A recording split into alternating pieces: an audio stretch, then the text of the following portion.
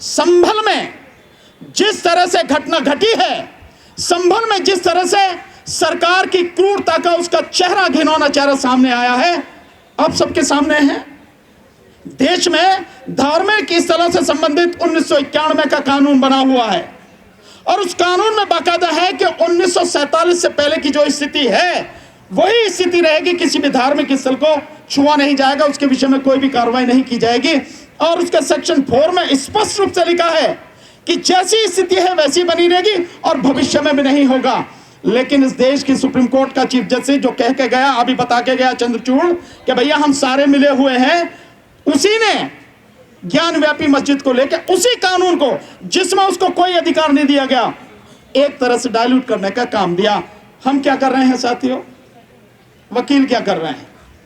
अगर हम लोग संघर्ष करते, हम लोग आवाज उठाते, तो क्या जो आज हो रहा है संभल में वो हो पाता? 5 लोगों की जान चलेगी, 5 नौजवान बच्चे मुस्लिम समाज के मार दिए, पुलिस कह रही गोली नहीं चलाई, तो वो रिवॉल्वर लेके, पिस्टल लेके गोली कौन चला रहा? कौन चला रहा? वो जो चला रहा, वो पुलिस वाला यूं करके जो AK-47 लेके गोली चला रहा सीधे से, वो कौन चला रहा है? ये सब कुछ हमारी आंखों के सामने हो रहा है। ये संविधान दिवस मनाने का मतलब, मैं ये नहीं मानता कि मैं आपको ये बताऊं कि संविधान में क्या लिखा हुआ है, किसने क्या कहा, उसने क्या कहा, पार्लियामेंट में जो बहस हुई, संविधान सभा में बहस हुई, क्या हुई, कितने पेज की है, कितनी किताबें, मैं इसका कोई मतलब नहीं समझता। ये सब आपने पढ़ी हैं, नहीं है तो पैसे से खरीद के लेके आओ, सारी डिबेट जो है आप पढ़ लो, संविधान को पढ़ लो, मैं इतना ही मानता हूं। पर जो बताना है, जो आपसे मैं मानता हूं कि आपकी जिम्मेदारी है, मेरी जिम्मेदारी, हम सबकी जिम्मेदारी है, उसे मैं ये बताना चाह रहा हूं। साथियों, हरियाणा के चुनाव हुए, उससे पहले देश में लोकसभा के चुनाव हुए और अभी महाराष्ट्र के चुनाव।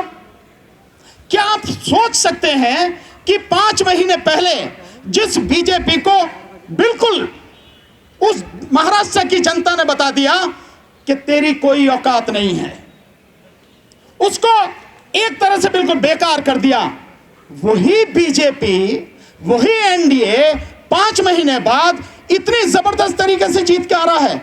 हमारे दिमाग में कहीं कुछ हलचल नहीं होती है क्या?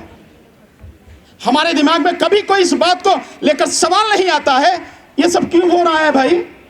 तो ये आज महाराष्ट्र में हुआ है, उससे पहले हरियाणा में हुआ और उससे पहले लोकसभा में हुआ, तो आने वाले समय में क्या ये हमारे साथ में नहीं होगा? जनवरी फरवरी में दिल्ली में चुनाव है, तुम सारे के सारे दिल्ली में रहने वाले हो, क्या यहां नहीं होगा? ये जो बेईमानी करके और अपने चुनाव आयोग को, राजीव कुमार को बनाकर और जिस तरह से वो देश के साथ गद्दारी कर रहे हैं, संविधान को कुचल रहे हैं, कल दिल्ली का इलेक्शन ऐसे नहीं जीत लिया जाएगा, तब क्या करोगे तुम? तब तुम्हारी वोट नहीं लूटी जाएगी? लूटी जाएगी, जानते हो तुम, फिर भी बोलते नहीं। क्यों नहीं बोलते भाई? कब बोलोगे? क्या जिम्मेदारी नहीं है? मैं मानता हूं ये जो काला कोट मैंने पहना है और आपने पहना है, क्योंकि हम संविधान को जानते हैं, हम लड़ सकते हैं, इसलिए हमारी जिम्मेदारी पहले है। पर कितने लोग लड़ रहे हैं? दिल्ली में 60,000 से ज्यादा वकील हैं, 60,000 से ज्यादा है, इसमें से आधे बीजेपी के होंगे, मान लो, मैं जानता हूं कि आधे नहीं हैं, पर फिर भी मैं मान लेता हूं कि आधे बीजेपी के होंगे, और भी निकाल लो कि और भी 10-20 हजार होंगे। 10,000 वकील तो ऐसे होंगे कि जो बीजेपी से नहीं और जो चाहते होंगे कि संविधान के हिसाब से काम चले, कानून के हिसाब से काम चले, होंगे नहीं होंगे। लेकिन 10,000 में से कितने लोग सड़क पर आते हैं? जब संविधान की हत्या की जाती है, जब संविधान को पैरों तले कुचला जाता है, और वो व्यक्ति जो कह रहा है कि हम साल भर देश में संविधान दिवस मनाएंगे, बाबा साहब डॉक्टर अंबेडकर का बनाया हुआ संविधान और 75 साल हो गए, पूरे साल मनाएंगे, वही आदमी बड़ी बेशर्मी से इस देश के संविधान को कुचल रहा है। हम सब चुप बैठे हैं और आप चुप बैठोगे तो साथियों, आप अपनी बर्बादी, अपने जो बच्चे हैं उनकी बर्बादी के जिम्मेदार आप ही होगी, कोई दूसरा नहीं होगा।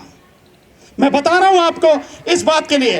तो संविधान दिवस जब आज हम मना रहे हैं, हमारी जिम्मेदारी है और हमें यह सोच के जाना चाहिए, मान के जाना चाहिए कि हम वकील होते हुए अपनी जिम्मेदारी को निभाएंगे और आने वाले समय में सरकार कोई भी हो, कितना ही बड़ा तानाशाह हो, कितना भी बड़ा गुंडा बैठा हो, उससे डरेंगे नहीं और उसका मुकाबला करेंगे और देश के संविधान को कुचलने नहीं देंगे, खत्म नहीं होने देंगे।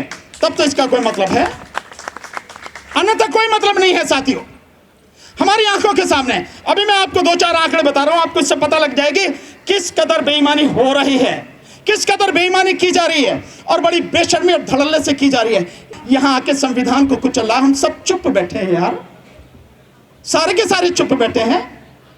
20 तारीख को महाराष्ट्र में जिस दिन चुनाव हुआ, उस चुनाव के बाद में इलेक्शन कमीशन ने जो डाटा दिया, उसने कहा 58.22% वोट पड़ा है। 58.22%, ये 5 बजे का आंकड़ा है 20 तारीख का। और वही चुनाव आयोग रात को 11:30 बजे आंकड़े जारी करता है। वो कहता है कि 65.83% वोट पड़ा है। 65.83%, 6% वोट बढ़ गया। और वही 21 तारीख को आंकड़े जारी करता है इलेक्शन कमीशन, नहीं, वहां का जो मुख्यमंत्री के अंडर में जो सूचना विभाग है, वो वहां पे आंकड़े जारी करता है, जिसका कोई मतलब नहीं है। वो कहता है कि 1.03% वोट और बढ़ गया, यानी कुल मिला के 7.83% वोट बढ़ा दिया। और जब वोटों में कंक्लूड करते हैं इसको, तो आता है 75,97,000 वोट, यानी लगभग 76 लाख वोटें महाराष्ट्र में बढ़ाई गई, जिसकी वजह से 101 सीट जीते बीजेपी और एनडीए जो है 101 सीट ज्यादा जीतकर आए हैं। आपको नहीं लगता? कांग्रेस पार्टी के गुरदीप सप्पल हैं, गुरदीप सप्पल ने एक बड़ा मजेदार आंकड़ा दिया। गुरदीप सप्पल कहते हैं कि नांदेड़ जहां पे उपचुनाव हो रहा है, उस उपचुनाव में जो लोकसभा है, लोकसभा में कांग्रेस पार्टी जीती है, उसको 5,86,000 वोटें मिली हैं। और उसी लोकसभा में जो 6 विधानसभाएं आती है, उन 6 की 6 विधानसभा में बीजेपी और एनडीए जीता है। बड़ी अजीब सी बात है, इस देश का वोटर इतना समझदार, इतना चालाक हो गया कि जिस समय एक ही समय जब वोट डाला है, विधानसभा में दे रहा है तो बीजेपी और एनडीए को दे रहा, और लोकसभा में दे रहा तो कांग्रेस को दे रहा। आ रही को समझ में बात? मुझे तो नहीं लगता कि ऐसा कोई चालाक, ऐसा कोई शातिर व्यक्ति होगा जो इस तरह के वोटिंग पैटर्न पे ध्यान देता होगा। नहीं हुआ।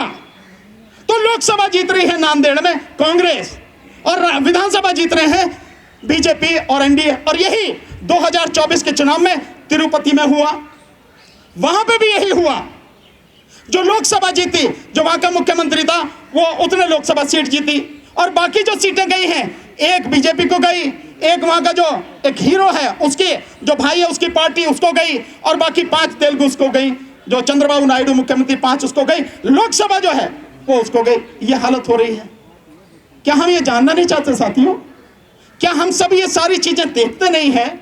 क्या हमें न्यूज हम सुनने के, जानकारी लेने के अधिकारी नहीं है? ये हमारी जरा भी इच्छा नहीं होती साथियों? मेरा आपसे यही कहना है साथियों, देश बहुत गंभीर स्थिति से गुजर रहा है, और मैं इस मंच से खुलेआम कहता हूं, इस देश में कुछ जो लोग हैं, संगठन है, उनका एक माफिया बन गया है, ग्रुप बन गया है, एक सिंडिकेट बन गया है। इस सिंडिकेट में कौन कौन शामिल है? इस सिंडिकेट में शामिल है भारत सरकार, यानी मोदी सरकार, मोदी बीजेपी शामिल है इसमें। इसके साथ में शामिल है इस देश की अदालत, नीचे से लेकर ऊपर तक अदालत। मैं ये नहीं कह रहा कि सभी जजेस शामिल हैं, लेकिन अदालत मैक्सिमम लोग शामिल हैं, इस सिंडिकेट में शामिल हैं।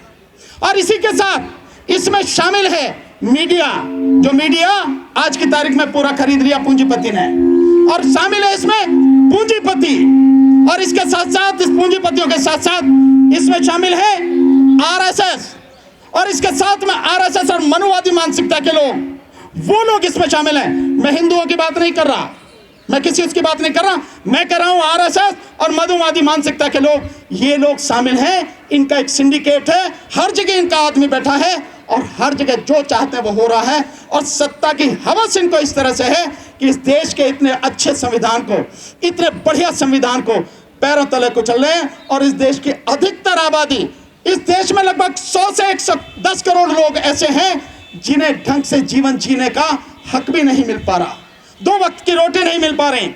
साथियों, हालत आज की तारीख में इस तरह की हो गई है कि इस देश में जो सब कुछ हो सकता है, चंद लोगों के हाथ में चलता चला जा रहा है। संविधान कहता है कल्याणकारी राज्य है, संविधान कहता है जो संसाधन है, जो नीति निर्देशक सिद्धांत है, उसमें स्पष्ट लिखा है कि संसाधनों पर अधिकार जो होगा वो जनता का होगा, और इस तरह से डिस्ट्रीब्यूशन होगा ताकि हर व्यक्ति को अपनी जीविका कमाने का एक मौका मिल सके। ये संविधान कह रहा। और यहाँ है कि मोदी जैसे लोग आके, जिनको सत्ता की हवस, अपने पूंजीपति यार जिनकी ड्योढ़ी को वो चूमता है, उन्हें जाके सब कुछ उन्हीं को दिए चले जा रहा है। 1% लोगों के पास में 73% संपत्ति इस देश की है। क्या संविधान का हनन नहीं हो रहा? क्या संविधान को कुचला नहीं जा रहा साथियों? ये बहुत सी चीजें हैं जो लगातार हो रही हैं। ऐसे हरियाणा में हुआ। और मैं आज आपके सामने एक बात कह के अपनी बात खत्म करूंगा। सिर्फ एक बात और कहूंगा, मुझे यहां शिकायत यहां के विपक्ष से भी है। और क्या शिकायत है विपक्ष से? 2024 के लोकसभा चुनाव में जितनी व्यापक गड़बड़ी हुई, इस देश के 3 बड़ी एजेंसियों ने, जिसमें द वायर, आप देखते होंगे द वायर, उसने, वोट फॉर डेमोक्रेसी उसने, और एडीआर जो लेकर लगातार सुप्रीम कोर्ट में पिटीशन डालते हैं, लड़ते रहते हैं, इन तीनों ने मिलकर बताया कि कितने व्यापक पैमाने पर धांधली हुई। क्या धांधली हुई?